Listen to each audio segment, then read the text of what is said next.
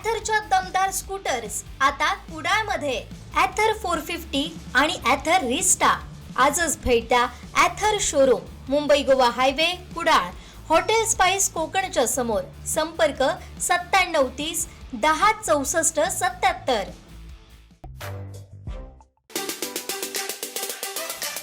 वेंगुर्ला तालुका शेतकरी न्याय हक्क संघटना आणि सिंधुदुर्ग जिल्हा आंबा काजू बागायतदार आणि व्यापारी महासंघ यांच्या संयुक्त विद्यमानं आंबा आणि काजू इतर फळ बागायतदार नुकसान भरपाईसाठी तसेच पुढील आंदोलकांची दिशा ठरवण्याच्या उद्देशानं आयोजित शेतकरी मेळाव्यात शेतकरी नेते राजू शेट्टी उपस्थित होते. त्यांनी सरकारवर शेतकऱ्यांच्या प्रश्नावरून जोरदार निशाणा साधलाय.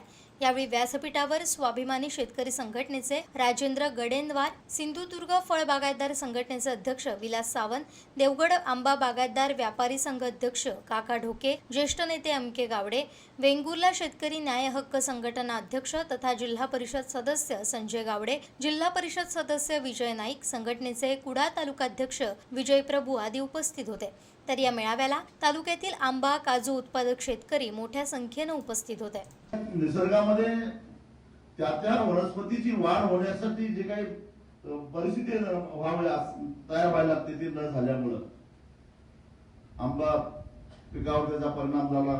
तिकडे पश्चिम महाराष्ट्रामध्ये ऊसाच्या वाढीवर परिणाम झाला, एकरी उत्पादनावर परिणाम झाला, इतर पिकांच्यावर परिणाम झाला, काजूवर परिणाम झाला. पण या वैश्विक तापमान वाढीला आपण कुठे जबाबदार आहे?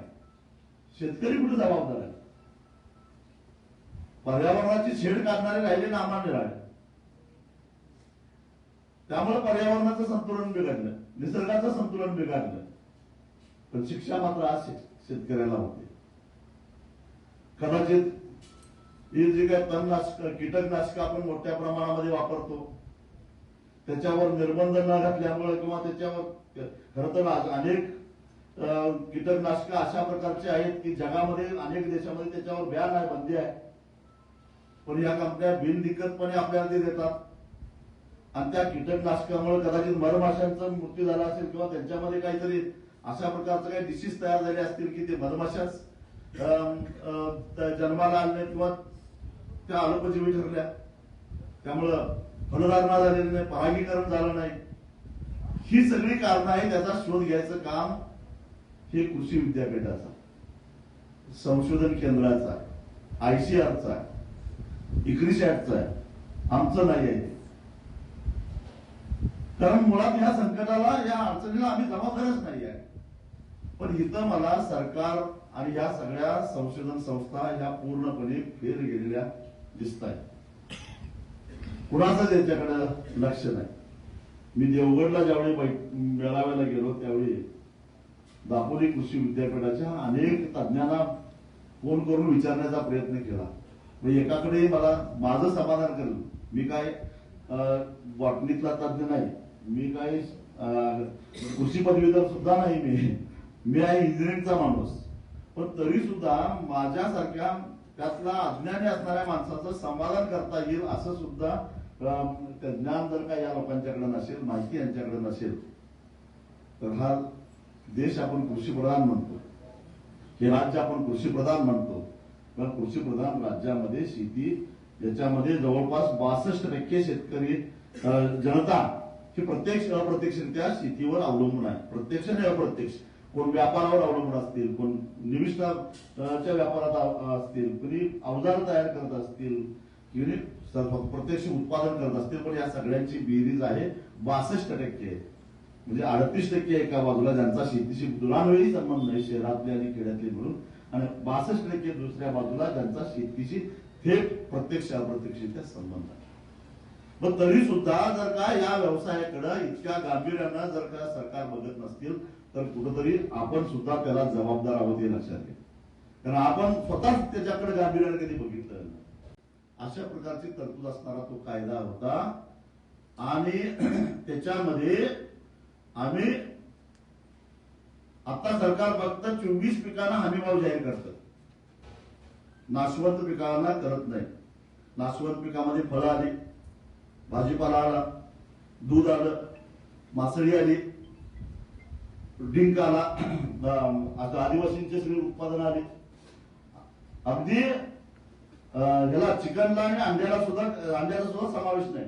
आम्ही जे काही कायद्याचा ड्राफ्ट तयार केलेला होता त्याच्यामध्ये चिकन म्हणजे पोल्ट्रीवाला सुद्धा हा शेतकरीच आहे, मच्छीमार हा सुद्धा शेतकरीच आहे, आदिवासी सुद्धा शेतकरीच आहे आणि फळबाग उत्पादक सुद्धा शेतकरी आहे, भाजीपाला सुद्धा शेतकरी आहे. शेतकरी अग्रिकल्चर प्रॉडक्ट मध्ये हे सगळं घातलं आम्ही लिस्टमध्ये आणि या सगळ्याला हमीभाव मिळाला पाहिजे. म्हणजे मग आंब्याला हमीभावलाच असता.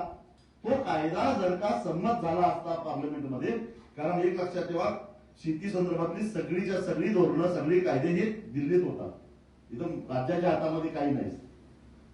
आणि मग अशा तो कायदा जर का झाला असता तर देशभरातल्या शेतकऱ्यांना एक कायदेशीरत्या आधार मिळाला असता. मी त्या काळामध्ये मेघालयाला गेलो होतो. तिथं ऐन भर पावसामध्ये मेघालयामधल्या आदिवासी शेतकऱ्यांनी मोठ्या प्रमाणात अगदी प्रचंड पाऊस पडत होता. भर पावसामध्ये फुटबॉलच्या ग्राउंडवर मोठा मेळावा झाला होता आमचा. का तर ते सगळे हळद आणि आलं उत्पादक शेतकरी होते. आमच्या आल्याला हमीभाव मिळाला पाहिजे, आमच्या हळदीला हमीभाव मिळाला पाहिजे म्हणून ते भर पावसामध्ये त्या ठिकाणी मेघालयामध्ये शिलाँगमध्ये आलेले होते. सगळे देशभर फिरून आम्ही सगळं केलेलं आहे. आणि त्यामुळं तो जर का कायदा झाला असता तर कॅनिंगला लागणाऱ्या आंब्याला आपोआपच हमीभाव मिळाला असता. पण तो कायदा होताना आज दिसत. आणि अशा प्रकारचा कायदा व्हावा म्हणून देशभरामध्ये जी चळवळ उभी राहायला पाहिजे, दुर्दैवानं त्या चळवळीला अजून म्हणावं तसं ताकद मिळत नाही. उत्तरेकडचे शेतकरी साथ देतात कारण ते बहुतेक सगळा आपला शेतीमाल सरकारला विकतात. तांदूळ उत्तरेकडे जास्त तांदूळ आणि गहू दोन्ही सरकारला विकतात आणि त्यामुळे सरकार खरेदी करत असल्यामुळे हमीभावाच्या दरातच खरेदी करतं किंवा नैतिकता म्हणून कायदा नसला तरी. पण व्यापाऱ्यांवर ते बंधन नाही, कंपन्यांच्यावर ते बंधन नाही. ते बंधन घातलं असतं तर एका फटक्यामध्ये सरकारला 1 रुपया सुद्धा खर्च न करता देशभरातल्या प्रत्येक शेतीमालाचं उत्पादन करणाऱ्या शेतकऱ्याला हमीभावाचं कवच कुंडल मिळालं असतं. आणि अशा प्रकारचे कायदे लोकप्रतिनिधींनी करावेत म्हणून आपण काही लोकांना विधानसभेला पाठवतो, काही लोकांना लोकसभेला पाठवतो. पण दुर्दैव म्हणजे ते एक प्रकारे आपले हनुमानच आहे. सीतेचा शोध घ्यायला लंकेला कुणाला पाठवला? रामानं हनुमानाला पाठवलं. कशासाठी? किंवा जा शोध तरी घेऊन या, मग कसं आणायचं ते ठरवू. तसा आपल्या शेतीमालाच्या भावाचा शोध घ्यायला आपण काही हनुमान मुंबईला पाठवलेत, काही दिल्लीला पाठवले. पण हे हनुमान राहिले, ही माकडं राहिली म्हणून आपल्याला हे सगळं सोसावं लागतं. हे लक्षात घ्या. आपण माकडांना पाठवलं, आम्ही हनुमान पाठवलेच नाही. हा दोष आपलाच होता. म्हणून हे सगळं समजून घेतलं पाहिजे आपल्याला. पण मी याच्यापेक्षा एक मला सांगतो की तुम्ही जी काय मागणी करताय ती काही अवास्तव नाही. 5 लाख रुपये हेक्टरी मागताय म्हणजे एका कलमाला साधारणपणे 5,000 रुपये मागताय. मगाशीच गावडे साहेबांनी सांगितलं की एकरी एका कलमाला 6,000 रुपये उत्पन्न मिळतं. बरोबर आहे ना? आता तुम्ही स्वतः मला वाटतं आंबा उत्पादक आहे. मग काय 6,000 रुपये कमवतो त्यातले किमान 5,000 तरी द्या. पण दोष काहीच नाही आमचा. मोर गळाला दोष आमचा आहे का? चुकीचं कीटकनाशक आम्हाला मिळालं दोष आमचा आहे का? मधमाशा नाही आल्या दोष आमचा आहे का? मग याला का नाही आम्हाला मदत मिळत? का मिळत नाही? कारण आम्ही मागतच नाही आणि मागताना सुद्धा नेटानं मागत नाही.